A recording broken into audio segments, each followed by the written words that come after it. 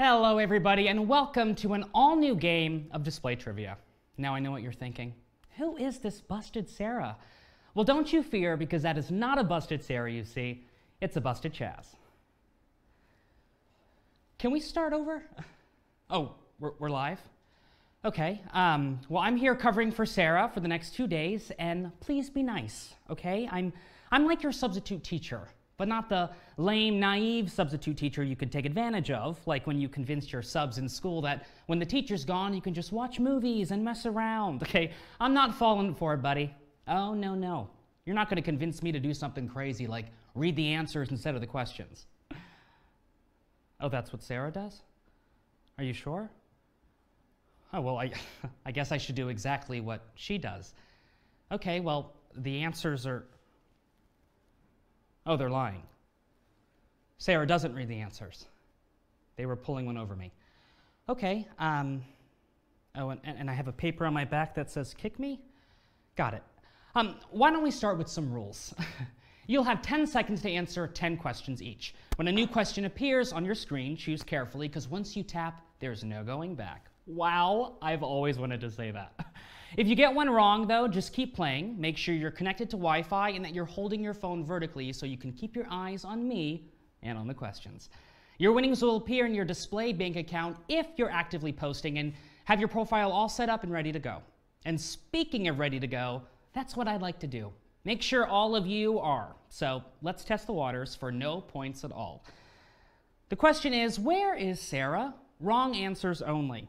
Is she lost in the mail, lost at sea, or lost in thought? Where is Sarah? 44% of you say she's lost in the mail, 33% of you say lost at sea, and 26% are she's lost in thought. Well, I'm pretty sure she's playing tonight, but we'll see. Now, who's ready to take this show on? Because buckle in, people. I'm new at this. It could be a bumpy ride. Oh, please. Like some turbulence doesn't make it more fun. It's time for display trivia.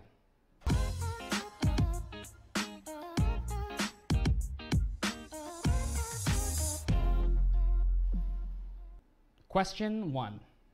Which of the following items would you drink out of? A cup, a VHS player, a switchblade? Which of the following items would you drink out of? A cup, a VHS player, a switchblade? Not me, your sub-trivia host, bringing up drinking in the first cue of the night. But seriously, though, is it too soon to start? I mean, it's 5 o'clock somewhere. Oh, I mean 5 a.m. The early bird gets the worm, right? Who's gonna tell those birds that worms are icky? Maybe cut that worm with some tequila, little sparrow. I kid. But seriously, just a little sip won't hurt. Might even loosen you up a bit. And trivia's not about precision. It's not even about winning. Oh, no. It's about the friends you make along the way. And isn't that the most beautiful jackpot of all? Hey, I'll raise a VHS player to that. I'll raise a switchblade to that? No, it's cup. Honestly, whatever we can find. Beggars can't be choosers, and 96% of you got that right. Question 2. Actress Julia Fox was recently memed when she strangely pronounced the title of which movie?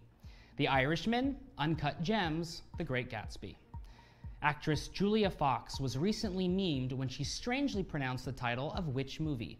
The Irishman, Uncut Gems, The Great Gatsby. In case you're not up to speed with all things meme, Julia Fox broke the internet a few weeks ago for her unhinged pronunciation of this movie.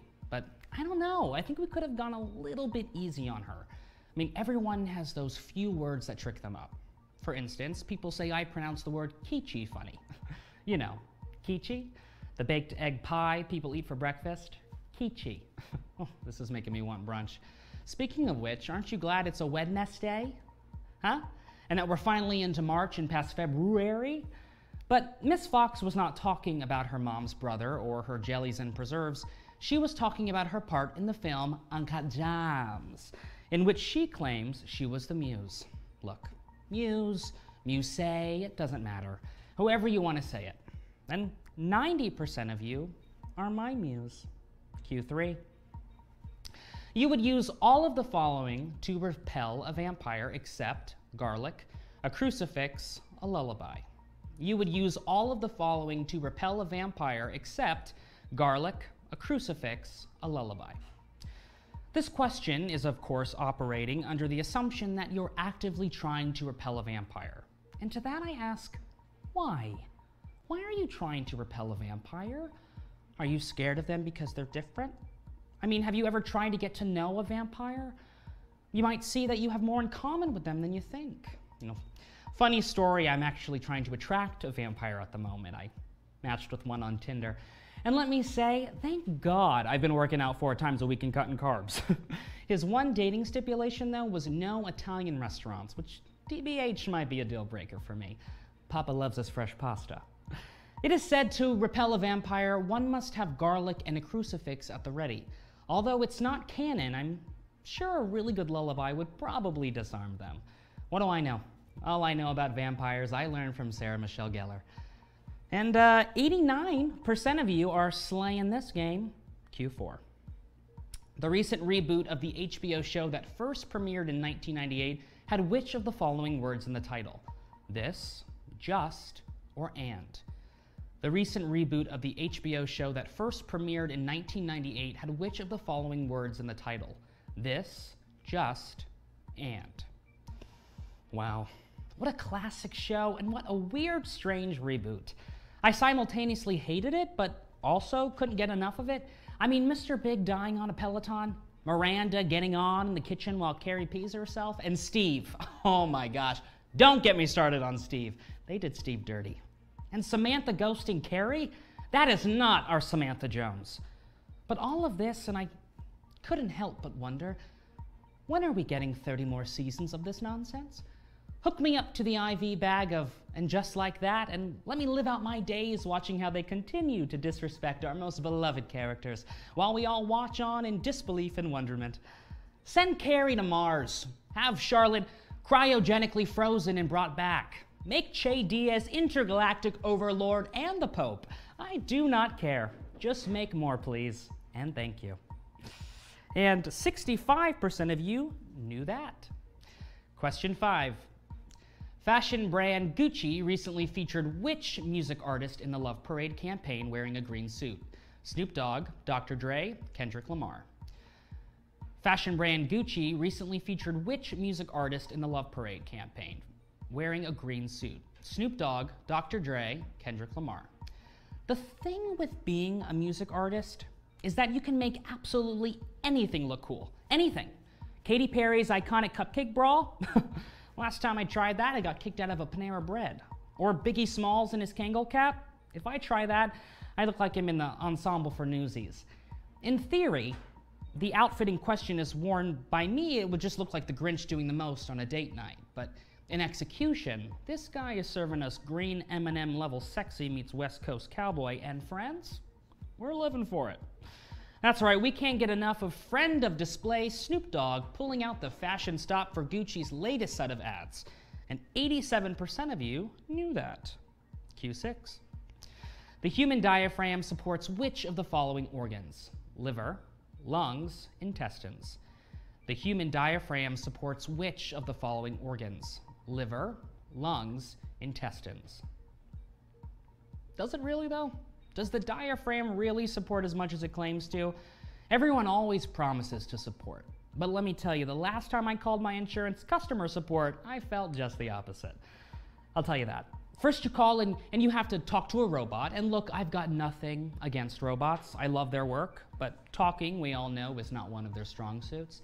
Then the robot redirects me to a hold line where I wait for 50 plus minutes listening to some of the most boring music I've ever heard in my life. I mean, if I ever do get through, I'll probably be asleep because of the music. Then finally, Denise gets on the phone with me, and I can tell Denise is having a hard day, so I don't get nasty with her. In fact, I do the opposite. Hear her out. By the end of the call, I've forgotten all about my issues, and she's thanking me. Customer support is not something I signed up for, Denise. But diaphragm support is vital for the organs, namely the lungs. Just like I did with Denise, deep breath in and deep breath out. And 94% of you are moving on to Q7. All of the following were pets owned by the main ensemble in Friends except turtle, sphinx cat, monkey. All of the following were pets owned by the main ensemble in Friends except turtle, sphinx cat, and monkey. You know, eccentric pets notwithstanding, this show gets a lot of flack for being an unrealistic depiction for your first few years of life out on your own. But I couldn't disagree more. I mean, what's unrealistic about having 5 best friends, all of whom live in the same rent-controlled apartment where you all wear your shoes on the sofa, being unemployed in Manhattan for large chunks of time without getting evicted, or spending all hours of the day at a coffee shop when you should probably be at work? No wonder you don't have a job, Monica. By the time you finally clocked in, you were so jittery and bug-eyed that no one could understand a thing you were saying. That being said, I love it. Perfect show. And the only pet on this list never kept by one of the main characters is a turtle, because that would have been too far-fetched. Cue 8. The animal with a forelock could be used for what purpose? Pulling carriages, food coloring, laying eggs. The animal with a forelock could be used for what purpose? Pulling carriages, food coloring, laying eggs. Okay. Pardon my asking, but is this animal single? Hottie alert, a forelock? That sounds uber sexy. And no, not Uber like the rideshare service, because we all remember Uber Pool, and let's face it, there is very little sexy about being crammed in the back seat with a stranger while they gently update their boyfriend about their whereabouts. Okay, now I'm on 3rd Avenue? Okay, now I'm on 2nd. I'm saying Uber here as in very, as in mucho, as in wow, a forelock is a piece of a horse's mane that falls over its forehead like bangs. Yes, I stand by it. That is one sexy horse. Yes, King, you pull that carriage. By the way, where did you get your forelock highlighted? Love the warm tones on you. And 88% of you are moving on to Q9. The Broadway show that holds the records for most Tonys across all runs was written by a music writing duo also known for what other musical? Sound of Music, Jesus Christ Superstar, Anything Goes. The Broadway show that holds the records for most Tonys across all runs was written by a music writing duo also known for what other musical? Sound of Music, Jesus Christ Superstar, Anything Goes. Did someone say musical? You know, that really takes me back. Picture it. Broadway, 2017. The air was electric. I arrived, greeted by a steaming plate of poutine and people saying, "Sorry, sorry," as a light snow began to fall. I was greeted by the cast of Schitt's Creek, and Catherine O'Hara said, "So glad you could make it to our quaint domicile." Oh, and should probably also mention that this is a Broadway in Toronto. You thought I meant New York? Of course. Easy mistake. Yes, no, I was in Toronto. The flight to New York was far too expensive. Sure, the theater isn't as good, but those police on horseback and those signs in English and in French, ooh la la. The show that holds the records for most Tonys is South Pacific, with book and lyrics by Oscar and Hammerstein, the two geniuses behind The Sound of Music. Well, friends, we're not quite ready to take a bow, but are you ready? 78% of you are, and as Catherine O'Hara, as Myra Rose in Schitt's Creek once said, "It's time for the final question." This is Q10. The bonsai technique that translates to platform cedar is predominantly practiced in what Japanese neighborhood? Gion, Kitayama, Fushimi. The bonsai technique that translates to platform cedar is predominantly practiced in what Japanese neighborhood? Gion, Kitayama, Fushimi. Funny story, actually. I wore platform heels to a karaoke one night, which is a Japanese pastime. So I think I exactly know what's going on in this question. Did my feet hurt by the end of the night? You betcha.